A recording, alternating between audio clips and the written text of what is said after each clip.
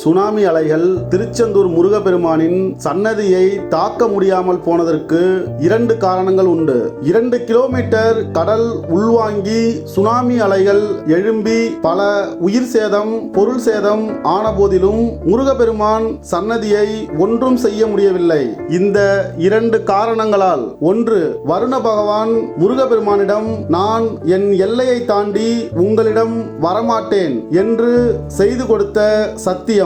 2, சூரபத்மனுக்கும் முருகப்பெருமானுக்கும் நடந்த கடும் போரில் சூரபத்மனன் மலை போன்ற மா மனிதனாக மாறி கடலுக்குள் மறைந்தான். அப்பொழுது முருகப்பெருமான் கடல் பயந்து பதுங்கி ஓடும்படியாக தன் சக்தி வாய்ந்த வேலை எய்து மா மனிதராக இருக்கும் சூரனை 2 கூறாக்கி ஒரு பாதியை மயிலாகவும் மறுபாதியை சேவலாகவும் மாற்றி தன்னுடனே வைத்துக் கொண்டார். சூரனை எதிர்த்து வேல் வீசிய முருகப்பெருமானுக்கு பயந்து கடல் அலைகள் இன்றும் எத்தனையோ இயற்கை சீற்றங்கள் வந்தாலும் முருகப்பெருமானின் வேலுக்கு பயந்து பதுங்கி நிற்கிறது கடல்.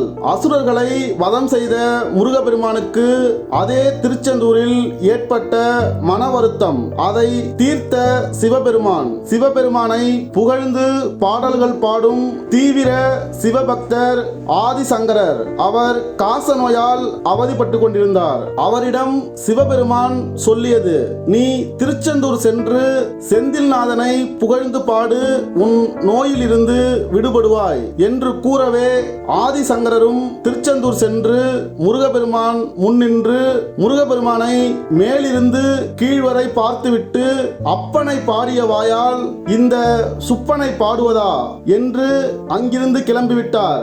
இவ்வாறு அவர் செய்தது முருகப்பெருமானுக்கு மிகப்பெரிய மன வருத்தத்தை ஏற்படுத்தியது.